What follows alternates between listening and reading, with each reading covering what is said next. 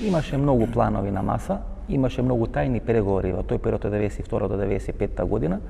Еден од тие предлози беше да биде формирана скратена Југославија, без Словенија, без Хрватска и без Македонија, која на 8 септември 1991 година прогласи независност, да биде формирана скратена Југославија од Србија, од Црна Гора, Косово и Босна и Херцеговина и председател на таа скратена Југославија да биде вашиот татко Али Изетбеговиќ.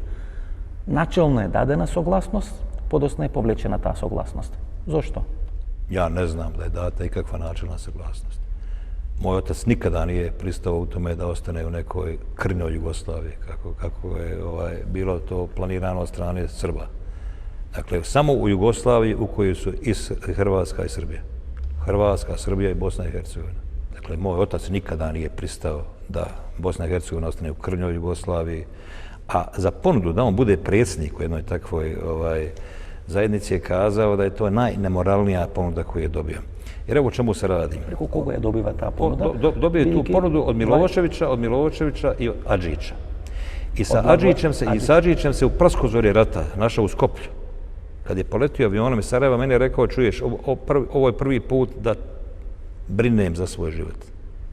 Ne znam hoće li se vratiti, pozdravio se sa mnom. I nikad to ni prije ni poslije nije uradio. Ali tad se bojao za svoj život. Išao je na pregovore s Adžićem gdje je tražio da se izbalansira general štab. Da u njega uđu Hrvati, Slovenci, Bošnjaci, Albanci i tako dalje. Adžić mu je kazao, ma nemojte, gospodine Izetbegović, pa to je tradicionalno srpska stvar. Dakle, vojska je tradicionalno srpska stvar, oni bi da budu generali, a da mi budemo vojnici, ili topovsko meso. Hajte vi nama budite predsjednik. I za tu ponudu je kazao da je bila najnemoralnija koju u životu dobio. Дали вредеше за формирање на таа прва муслиманска држава во срцето или во стомокот на Европа да загинат толку луѓе во Босна и Херцеговина? Зашто не прифаќате или не ги прифаќате предлозите на Фрањо Туџман?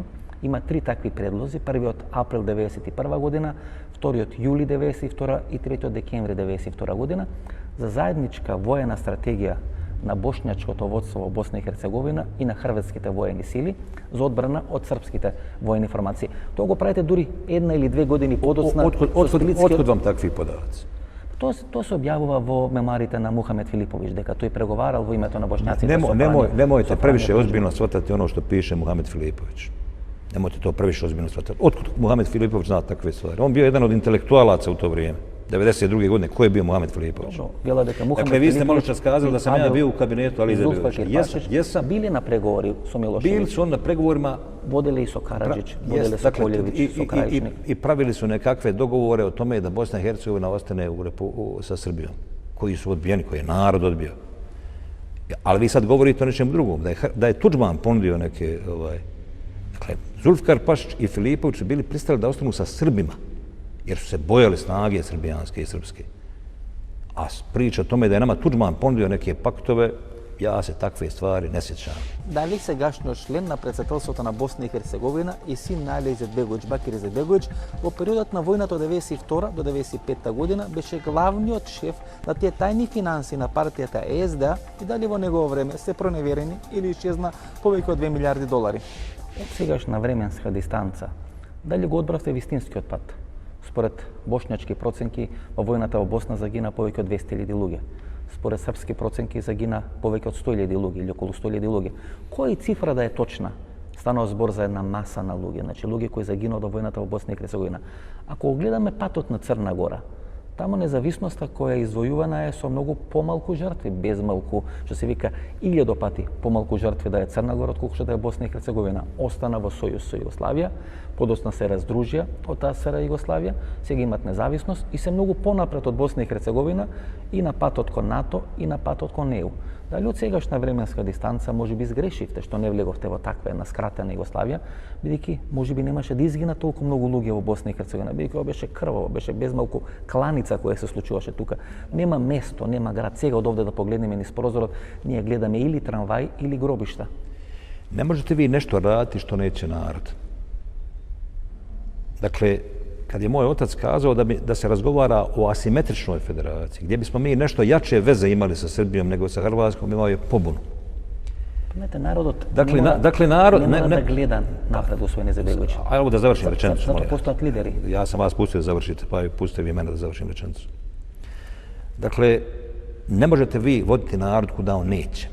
vi niste taj narod mogli ostaviti u toj zajednici, u kojoj bi Adžić da budu Srbi generali, a ostali da budu topovsko meso, da idu razarati Hrvatsku. Da je moj otac to pokušao. Ono što vrijedi Bošnjaka, zajedno sa Hrvatima bi se digli na pobunu. I ne biste izbjegli taj rat, ali bi tad Bosna i Hercegovina bila podijeljena. Jer inertniji dio Bošnjaka bi ostao dakle, porodični ljudi. Svi oni hrabriji, odlučniji, bi stali zajedno sa Hrvatima i odbranili bi nekakve hrvatske teritorije i nešto u Bosni i Hercegovini što bi se pripojilo Hrvatskoj. I naš narod bi nestao u tome. Dakle, Bošnjaci bi nestali u tome. Bili bi podijeljeni u dvije vojske. Jednom bi komandovao Ratko Mladić, a drugom bi komandovao neki hrvatski general, Bobetko, i sudarali bi se među sobom. Tu bi nestala i naša kultura i tako dalje. Tako da o tim nekakvim eksperimentima, šta bi bilo, da je bilo, možda je moglo biti malo, to je moj otac nazivao naknadnom pameću i od nje nema neke posebne koristi. Сегашниот шеф на босанската полиција Фахрудин Радончич, кој се смета за најмокен санџаклија во врвот на власта во Босна и Херцеговина, испрати сериозни обвинувања на адреса на Бакир Изетбеговиќ дека во текот на војната 92-95 година, а веднаш и после војната, има нарачано серија на политички убиства на своји политички неистомисленици или на своји политички противници. Има одредени конфликти на тоа санџачко лоби и вашето условно речено бошњачко лоби. Откуда? Излага министерот на полицијата или како овде се нарекува министерот за безбедност и ве обвинува дека се учествувале во разни политички екзекуции. Поранешниот прв началник на генералштабот на Босанската армија Сефер Халиловиќ исто од Санџак и тој ве обвинува за разни политички ликвидации. Знаете, тоа се сепак конфликти во бошњачкото ткиво, знаете. Кажем, то су една политичка борба sa jednim niskim udarcima. Toga imate svugdje. To što se desi neki ministar sigurnosti koji ovakve stvari izgovori ili neki general koji ne sluša predsjednika, pa takve stvari se dese svuda u svijetu. Меѓутоа, тешки обвинувања. Тие санџакли изрекуваат на ваша адреса. Например, министерот за полиција вели дека вие сте учествувале во политички ликвидации. На поранешниот заменик министар за одбрана, на еден од поранешните шефови на тајните служби, на фамилијата на Сефер Халиловиќ, кој е прв началник на генералштабот, на некои од поранешните безбедносни структури, на некои од поранешните генерали кои одбранат Сараево. Имате 100 утицајни санџаклија. Имате 100 санџаклија кои су bili neki uticajni ljudi i koji su i sad uticajni ljudi. Generali, biznismeni, da završim, molim vas. Mogu da završim. Dakle, imate 100 sanđaklija. I među tih 198 su dali snažni doprinos i oni su naši prijatelji i oni su inkorporirani prirodno u čitavo to društvo. Onda nađete dvojicu koji nisu. Znate vi koliko ja napada doživljavam novinskih u zadnjih 25 godina? Zašto? Kakvih laži sam ja zašto? Ne znam zašto, ali to je tako. Зошто се тие напади? Тоа се тешки напади. Дека вие сте биле начело на тие политички ликвидации во Босна и Херцеговина. Тоа се будалаштина. Дека сте имале контрола на тоа криминално милје, кое е во интерес на одредена структура во СДА околу вашата партија. To su napadi, dakle, Fahrudina Radončića na ubistva, koji je bio pretendent na poziciju bošnjačkog člana predsjedništva. Izgubio je tu borbu. Gospodin Radončić koji ima svoju televiziju, koji ima svoju novinu, koji ima svoje tornjeve, znate, koji ima svoju stranku, koji ima svoje novce, nije uspio da sjedne na tu stolicu. I ovo su njegovi napadi na mene. На адреса на синот на Али Изетбеговиќ, Бакир Изетбеговиќ, одат многу контраверзи, одат многу обвинувања. Едно од клучните или едно од најтешките обвинувања дека во негово време се изгубени или исчезна некаде околу 2 милиарди долари од тие 20 милиарди германски марки кои беа наменети за купување на босанско оружје и тоа се средствата кои претежно доаѓаат од арапски држави и преку банки во Хрватска и банки во Виена не стигна на потребната адреса во Босна и Херцеговина.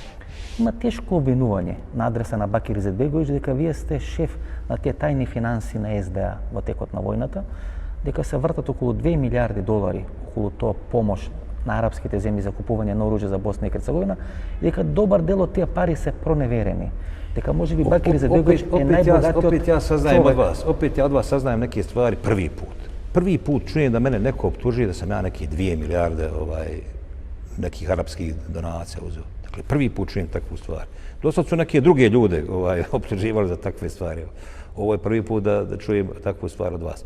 Znači, vi niste bile šef na tije tajni financije na SDA vo vremena vojnata? Ma naravno da nisam. Dakle, ja u to vrijeme nisam imao takvu ni poziciju. Ja sam bio lični sekretar moga starog oca. Moj otac je bio čovjek od 70 godina, 95. će imati infarkt. Dakle, ja sam mu dozirao lijekove, brinuo se o njega. Nas dvojica smo bili sami i ostali u Sarajevu. Žene smo bili evakuirali napolje iz ovoga pakla. Ja sam 24 sata bio na dan s njima, nisam imao takve kompetencije nikada. Дали во текот на војната од 92 до 95 година неколку пати во седиштето или во центарот на Виена Баки Изетбеговиќ имал средби со неколку од главните оперативци на Ал-Каеда задолжени за регионот на Балканот и дали е тоа линија преку која биле проneверени тие големи пари од арапските држави наменети за Босна и Херцеговина и дали е тоа линијата преку Виена и Загреб или патот по кој муџахедините од арапските држави доаѓаат во Босна и Херцеговина? Кој ги донесе муџахедините во Босна и Херцеговина? Остана тоа, знаете, овој народ проживе една голгота во војната од 92 до 95 година. Изгина повеќе од 200.000 луѓе. Една трагика како што не се памти во Европа после Втората светска војна. И денес се вади прашањето на муџахедините. И целата таа војна во Босна и Херцеговина е на некој начин завиткана со таа завеса на муџахедините. Кој ги носи муџахедините во Босна и Херцеговина? Зошто ги прифаќате? И дали тоа на некој начин ја девалвираше целата таа борба на бошњачкиот народ за независна Босна? Dakle, Bosna i Hercegovina je doživjela da u nju uđe 100.000 vojnika iz Srbije. 10.000 iz Hrvatske. Ogroman broj dobrovoljaca iz Grčke, ogroman broj dobrovoljaca iz Rusije. I naravno iz Srbije, Crne Gore i Hrvatske.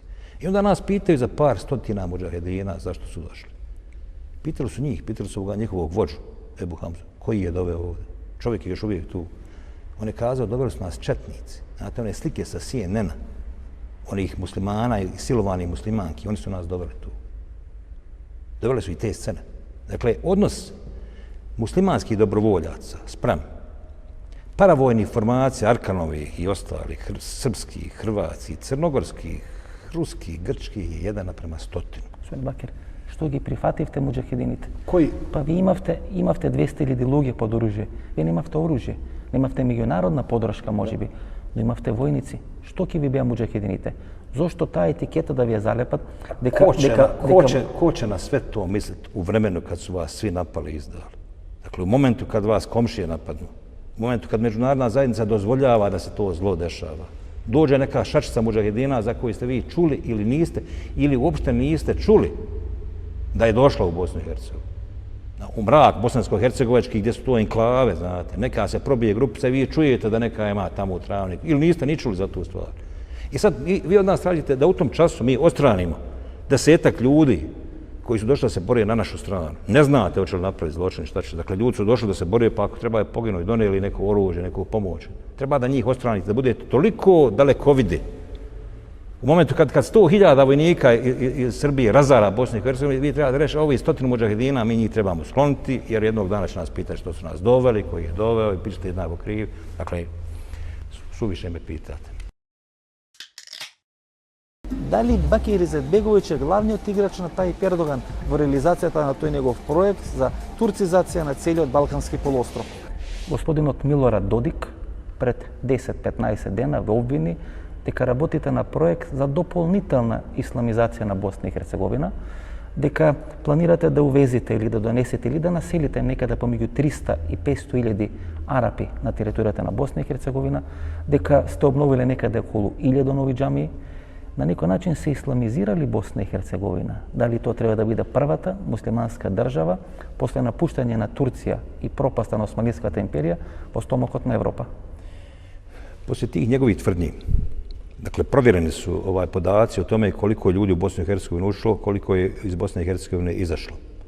Dakle, nije u Bosni i Hercegovini ostalo više od 1000 ljudi u posljednjih godinama, koji su, dakle, ušli u Bosnu i Hercegovinu i ostali. Uzmite podatke sa granice, ko je ušao, ko je izašao, to su ordinarne gluposti. I on, Milorad Dodik, majstorski s vremena na vrijeme neku takvu zavitla glupost, oko koje se onda čitava priča napravi.